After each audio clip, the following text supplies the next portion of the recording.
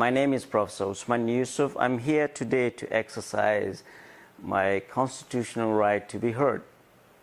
I have been maligned, slandered, libeled, tried, prosecuted on the pages of the newspapers. So I thought Nigerians need to hear from me.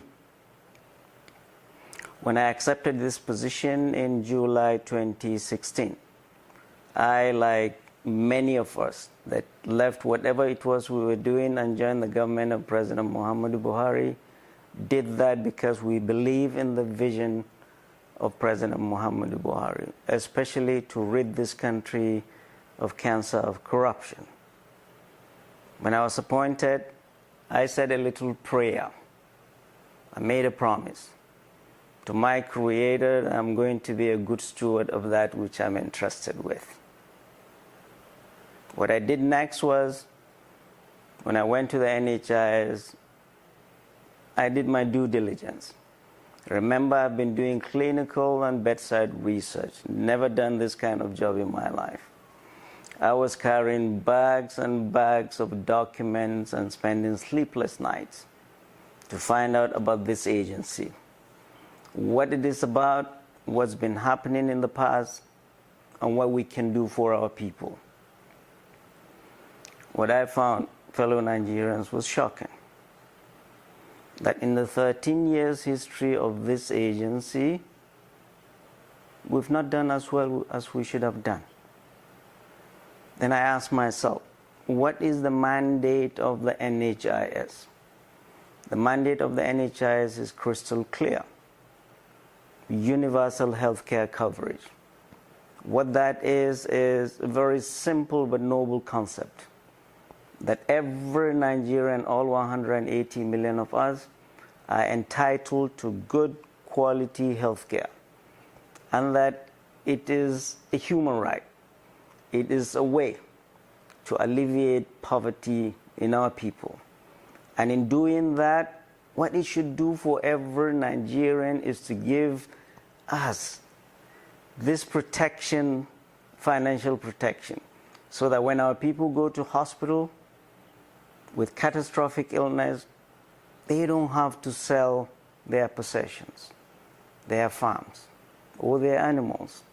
And I have said it before, I'm repeating it again. Many of us, including yours sincerely, we live one major illness away from poverty. All the savings we think we have, a major illness will just wipe that away. And that is what this noble agency is supposed to protect all Nigerians from. Has this agency achieved its mandate? What did WHO recommend to all governments to be able to achieve UHC? The first thing it recommends to governments is that governments should try and reduce out-of-pocket spending for its people. In Nigeria today, if you go to hospital, 60 to 70% of what you spend is usually out of pocket. Number two, government should try and increase the risk pool. The more people that are able to pay into this pool, the more we are able to pay for. And number three, make health insurance mandatory. It isn't, as we speak today in Nigeria. But most importantly, WHO recommends to governments that governments should pay for those who cannot pay for themselves. Health insurance everywhere in the world is essentially the rich helping the poor, the strong helping the weak, and the healthy helping the sick. There is no more noble thing to do than that. Even in the most capitalistic countries in the world, it is the rich that subsidize for the poor. This is what NHIS was supposed to be for. The government at that time, 10% of federal government employee salary is put into the pool. And the worker is supposed to contribute 5% of his salary into the pool. Unfortunately, since then, labor has kicked against it, and labor, they've not been paying their 5%. So essentially, it is federal government that has been paying 10% of workers' salary into the pool. That is for federal government employees. For those who are not federal government employees, you can pay into the pool. So ladies and gentlemen, this is a great, what would I say? This is a burden that we are given to help those who are going, who go to our hospitals. And I tell my workers, we're doing God's work. We're helping the weak. We're helping the sick. What did I find when I came to the NHIS in August 2016? In the 13 years of the NHIS, how many Nigerians have been covered? In the 13 years of the NHIS, I asked, how much has gone into the pool? How much has gone out? Who has benefited? Who has not benefited? Who are the stakeholders? How responsible have all the stakeholders been? What I found was shocking. In 13 years, NHIS, we've been able to cover only 3 million Nigerians. I started asking questions. How much came in?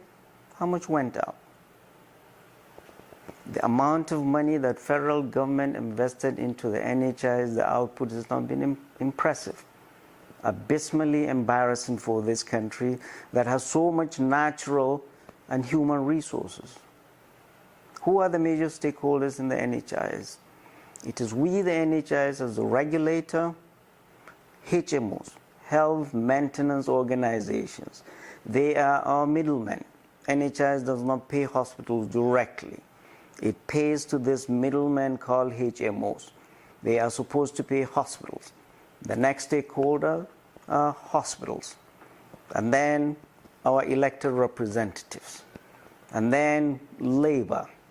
And then our appointed leaders that appointed us in the ministry and in the presidency.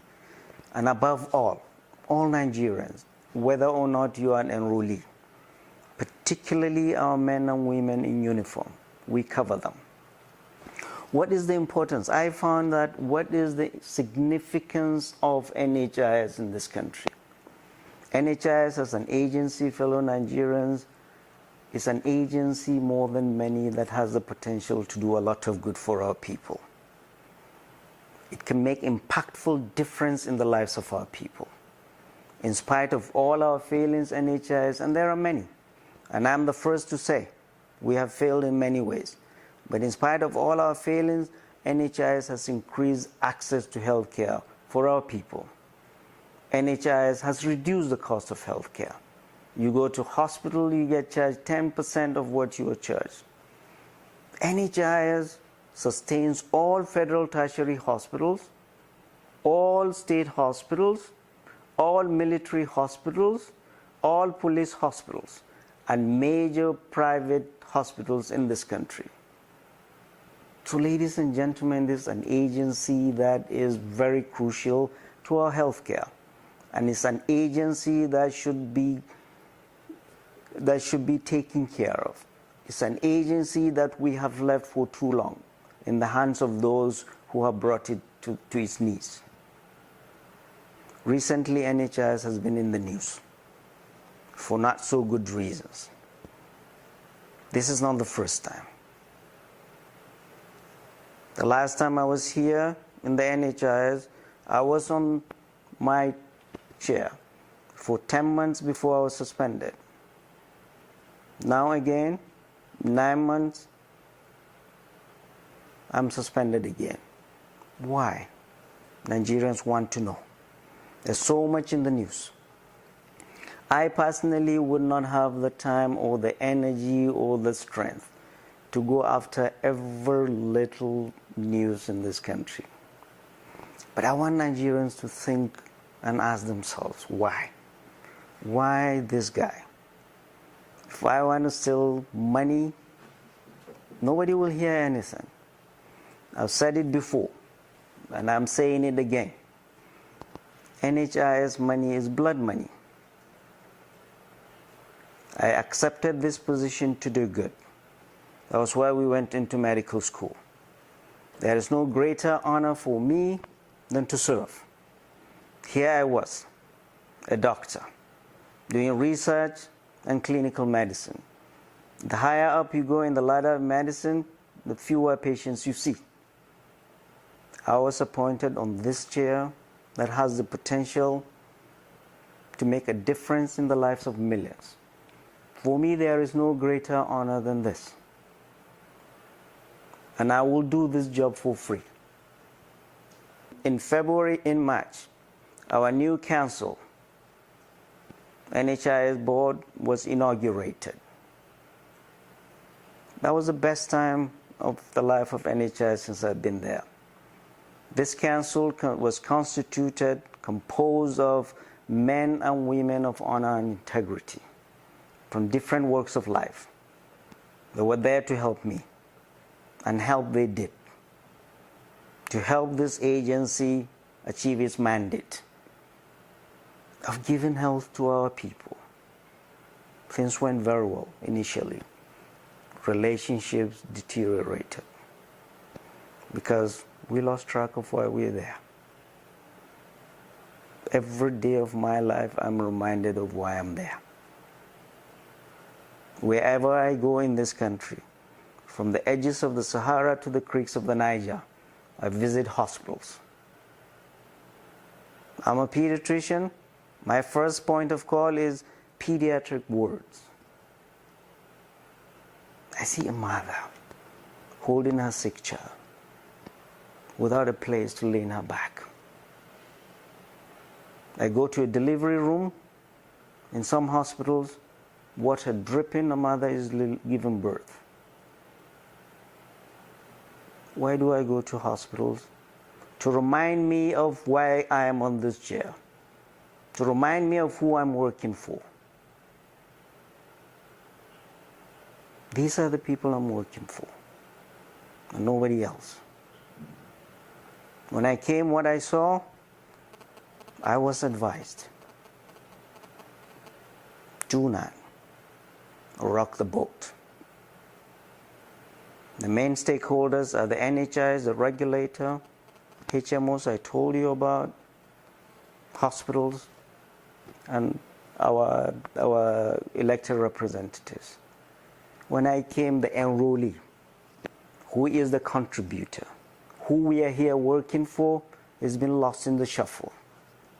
Nobody's talking about him. Everybody is talking about how much money we can get. Nobody's talking about the enrollee. I said, ladies and gentlemen in the NHIS, if we are a business, we will go bankrupt because we have not achieved our mandate. If we are a business, we are not deserving of that which we are enjoying. All the big black cars, all the perks I get as a chief executive, this abysmal number is not acceptable. So I said, we have to do things differently. I was the first to look within and say, NHIS, we are the regulator. Whatever failing you see in healthcare financing in Nigeria, we cannot absolve ourselves of responsibility. We are the regulator that was sleeping on duty. And that's why all the mess you see in healthcare financing in Nigeria. We must take responsibility. And I, on this chair, the helm of this agency, I vowed we were going to do things differently. I assembled Hmos. Nigerians need to know there are 3 classes of Hmos. The first class are defense Hmo. This Hmo takes care of valiant men and women in uniform. The second is police Hmo. The third, civilian Hmo. I'm going to talk briefly about each one of them. Defense Hmo takes care of all armed forces and security forces. When I came, there were problems. Our men and women in the trenches in the northeast used to call me. Their family admitted in hospitals, and Hmos were not taking care of them. When the complaints became incessant, I asked for an appointment to see the Chief of Army Staff. and he obliged me. I went and sat with him and said, General, we have a problem. We cannot send our men and women in harm's way and not taking care of their families. I told him everything. And as the general that he is, he solved this thing swiftly. He connected me with the commander of the commandant of Nigerian Army Medical Corps and the medical director of the Defense Hmo. And they sorted out these problems, and things are much better now with Defense Hmo. That is why it is the only HMO out of the 57 that currently has full license to practice as an HMO. The next HMO, group of HMO, is Police HMO. Police HMOs is the largest HMO because of the size of the Nigerian police, and then their dependents. When I came, we were getting incessant problems, complaints about the police HMO. I would be driving on roadblocks. Policemen, when they see me with NHIS logo on the number plate, they will keep complaining. I again had an appointment, and I met and I saw the Inspector General of Police. The Inspector General of Police did all we asked and more to clean the HMO, to service people. It is much, much better. Is it 100%? No. But it is much, much better than it was when both of us came to office. Next is civilian HMOs. There are 57 HMOs in this country. 1 police, 1 defense, and the rest civilian HMOs. Civilian HMOs, when I came, it is like the wild, wild west. Land of brazen impunity. And I told them, I gathered them in Abuja. I said, there is a new sheriff in town, and I'm here to clean this mess. We were paying HMOs 3 months in advance for the last 12 years to pay hospitals, but they were not. And I asked why. Our people will go to hospitals and they're not treated well because HMOs have not paid hospitals.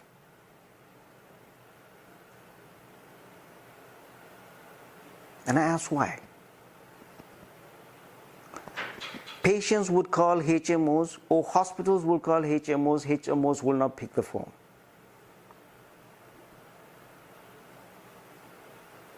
I have an HMO living in Port Harcourt with huge debt in Federal Medical Center, Abeokuta. So sick people are in Abeokuta, the money is in Port Harcourt. Hospital that sees the largest number of NHIS enrollee is Aminu Kano Teaching Hospital in Kano. HMOs live in Lagos. Sick people laying in Kano, money out there in Lagos. You call HMOs, they don't pick the phone. So I asked, what do they do with this money that we give them? They did one of 3 things. They either fix this money in the banks to accrue interest while our people go to hospitals and get treated shabbily, or they buy foreign exchange, or they use this money as collateral to get bank loans. This is what's been going on. And many hospitals in this country, I get inundated by complaints from hospitals, HMOs not paying. Not only that, all their licenses have expired. Some as far back as 2013. And I asked my people, will the central bank deal with any bank that doesn't have a license? Will NNPC deal with any petrol station that doesn't have a license? Will I be able to go and practice at the National Hospital without a license? Will a lawyer be able to go to court without a license? Then why are we giving these unlicensed entities billions of naira of people's money? And they are not licensed.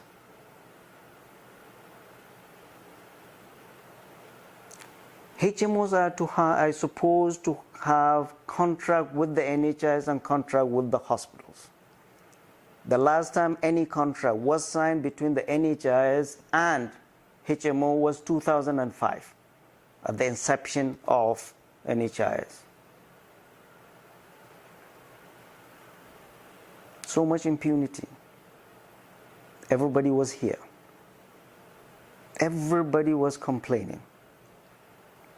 This is what I meant. Unlicensed entities, we're giving them money 3 months ahead, they were not paying. They were living far away from where people are. And they are even on the board of the NHIS. So they're regulated on the board of the regulator. I said this is not going to continue. Not this time. The board of corruption, we're not going to rock it, we're going to sink it. We're going to clean up the system. HMOs will be licensed, HMOs will pay hospitals. NHIS will be responsible, hospitals will be responsible to our patients. Next, I visited and spoke with Committee of CMDs in Calabar. So, ladies and gentlemen, I'm in the midst of friends. I can take some liberty and speak the truth. We went to medical school to do good, to help our people. But our patients are not treated well in your facilities. Consistently, what I hear from CMDs are HMOs are not paying us. HMOs are not paying us. Remember, this is people's money.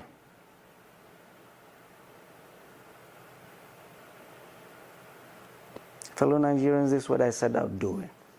Number one, I say all HMOs in this country will be licensed.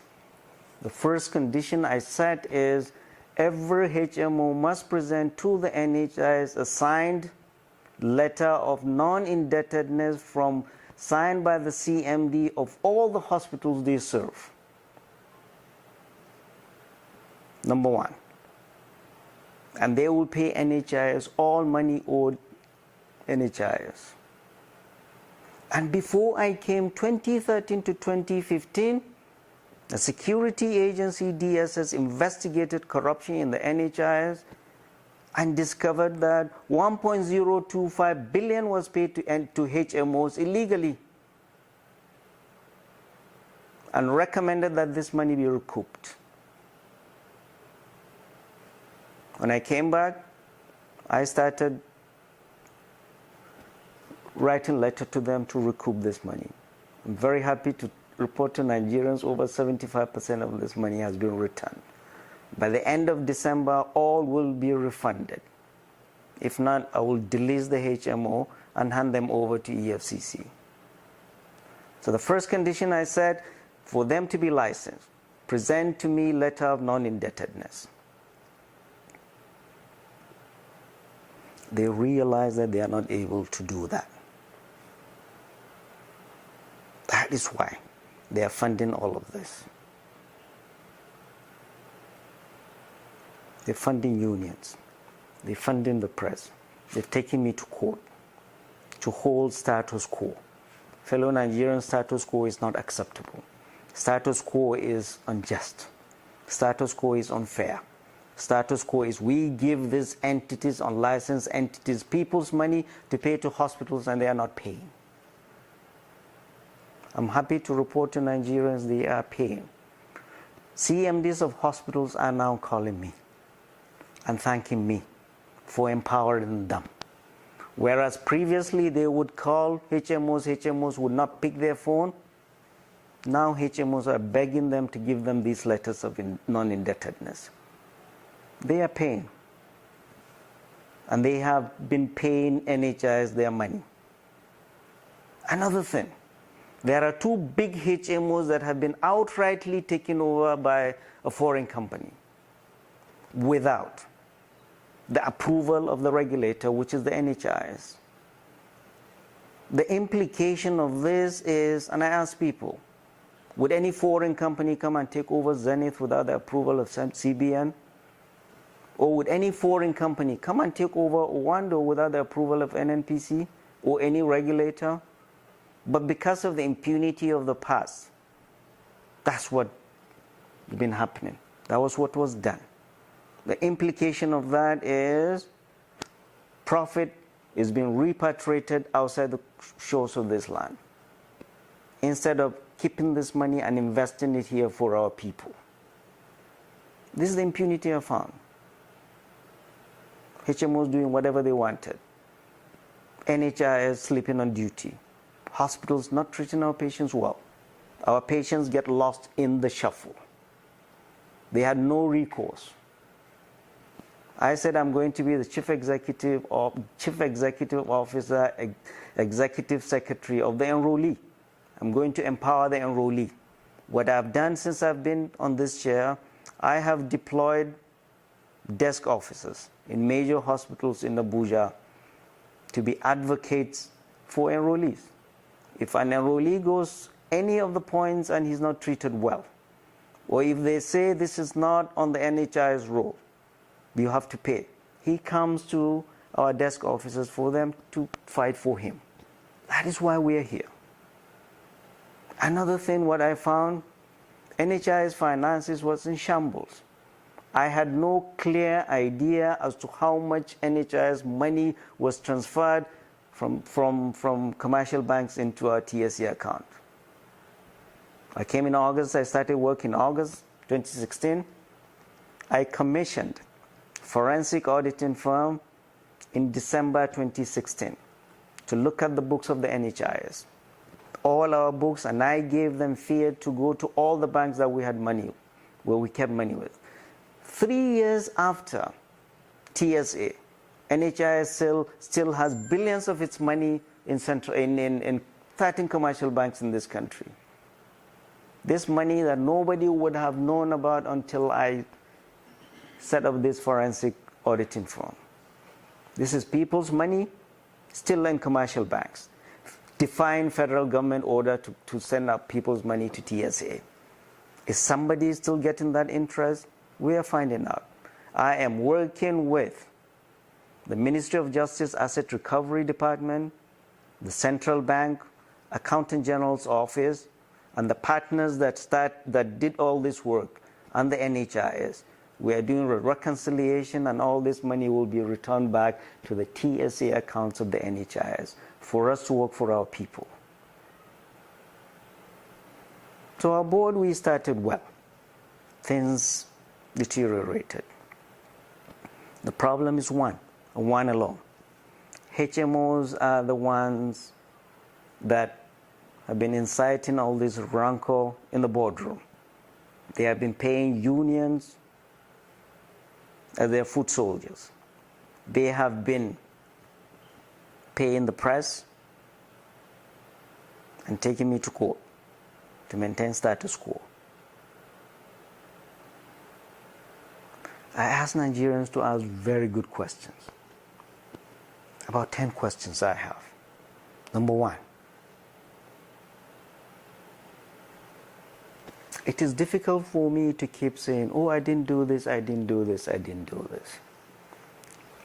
The last time I was suspended, I went through EFCC, ICPC, all my bank accounts, BVN, my children, even my dead mother. 2 years. Came back. The last time my wife told me, you know, in the last 6 months you've been reinstated, you've stolen 65 billion. People are mistaking NHIS for NNPC. We are not NNPC. It used to really get on me. Sometimes it is my children living out abroad that call me and say, Baba, these guys are still after you.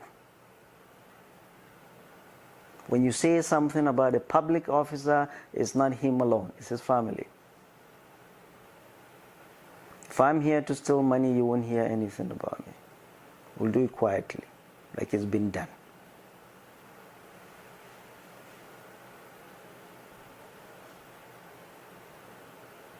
We're here to work. Now, it doesn't get onto me as it used to. Because I have realized worse things have been said about men greater than I.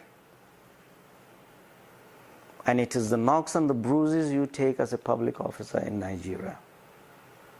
Public office in Nigeria is like contact sports, like rugby or American football without helmet. You get hit and you stand up and brush it and keep going. This is what you get. It doesn't bother me as much as it used to. And I'm trying to talk to my family that this is what it takes in Nigeria. Where I come from, the onus of proof is on the person who accuses you. Here, anybody can write or say anything he wants. And after you go through all you go through, he brushes off and walks away. Went through this all these 2 years, EFCC, ICPC. I've come out of it. And I recommend that every public servant in Nigeria should go through the same way I did. I commend the men and women of EFCC and ICPC. Young men, very professional, not intimidated by position. I was really very impressed and gives me hope in Nigeria we're on the right track. Corruption is fighting me. And that's why you hear all of this. So Nigerians need to ask themselves, why that Thursday the 18th of October? Why not the 15th? Why not the 20th? Fellow Nigerians, on Thursday the 18th was the day I was supposed to present to council the number of HMOs, those HMOs that have qualified for licenses or not. My suspension was nothing but preemptive strike by HMOs and their allies. This is what it is. Essentially a preemptive strike. Nigerians need to ask basic questions. Number one, does the council of a part-time council of any MDA in this country have the legal authority to suspend its chief executive? It is very important because we are asking fundamental question of the law. We are a country of laws. If you do not have that authority to do what you did, so on what basis were you doing what you did? You are usurping as a council, usurping the power of the president.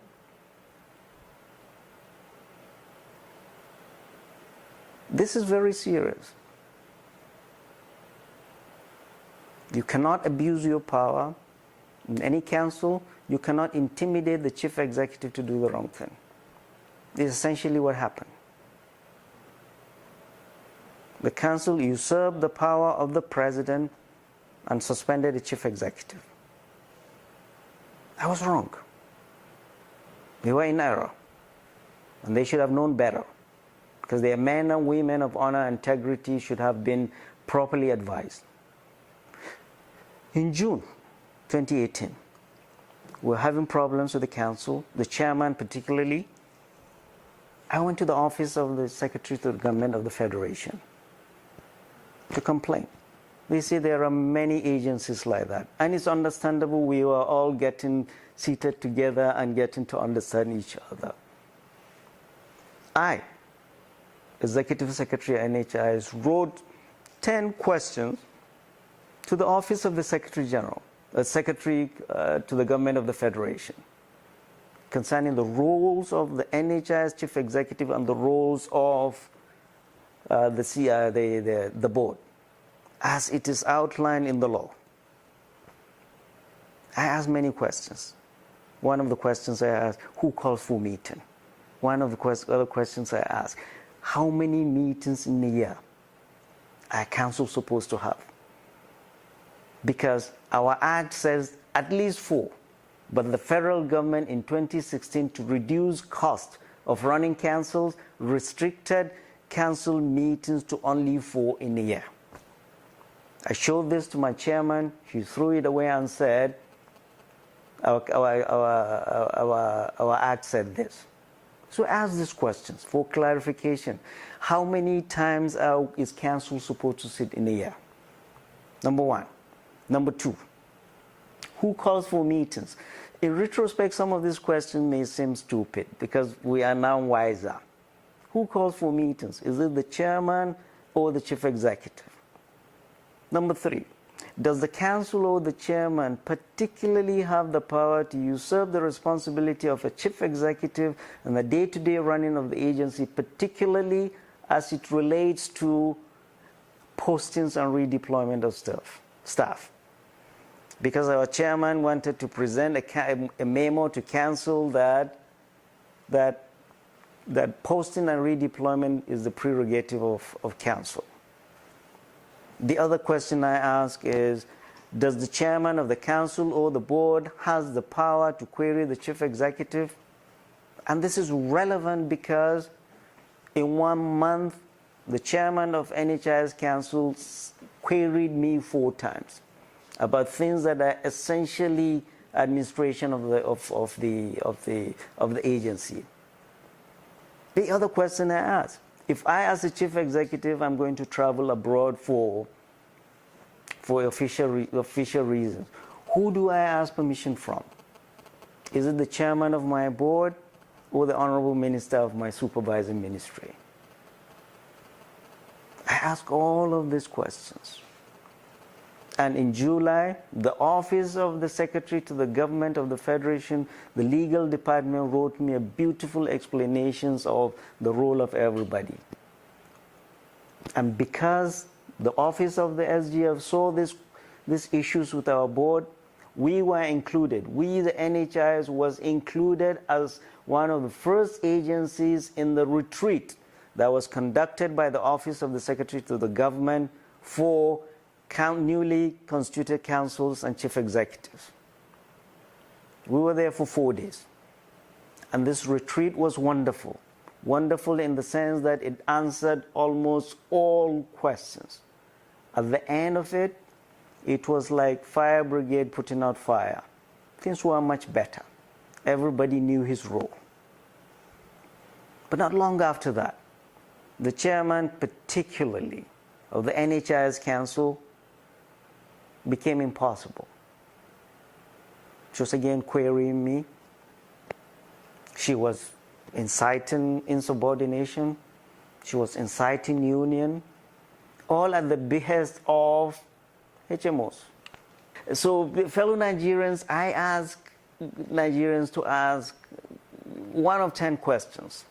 Number one, does the NHIS, does a part-time board of any agency have the power to suspend or disciplinary action, take disciplinary action against the chief executive of the agency? The yes or no. In the case of NHIS and all agencies in this country, it is a no. We are appointees of the president, and it is the prerogative of the president of the Federal Republic of Nigeria to do that. Council can recommend to minister, and minister will recommend to the president. My board, the board of the NHIS, overreached its power and abused its power, and is causing a lot of chaos in the NHIS. Number two, the board chairman said on national TV, when she was asked, on whose authority was this action taken? She consulted with the Honorable Minister of Health and got the approval of the Honorable Minister of Health. I think Nigerians should be asking the question to show that approval, because clearly the Honorable Minister of Health will not give her approval to do that which is over and beyond her mandate. She did that. Nigerians need to ask that. Why I ask that is there is chain of command. There is insubordination. There is obeying the rule of law. We're a country of law. People should not intimidate. People should not overreach. People should not do that which is not within the confines of the law. Number three, all the unsubstantiated petitions written against me, are they reasons for suspension? Unsubstantiated. There are thousands of petitions, unsubstantiated, written against every public officer in this country. If that is the reason for suspending chief executive in this country, including ministers, the menu will be out. This country will not run. Why? Because the culture of anybody can write petition. And because agencies that these petitions are sent to, they are obligated to check and to investigate these petitions. But where is the presumption of you are innocent until proven guilty?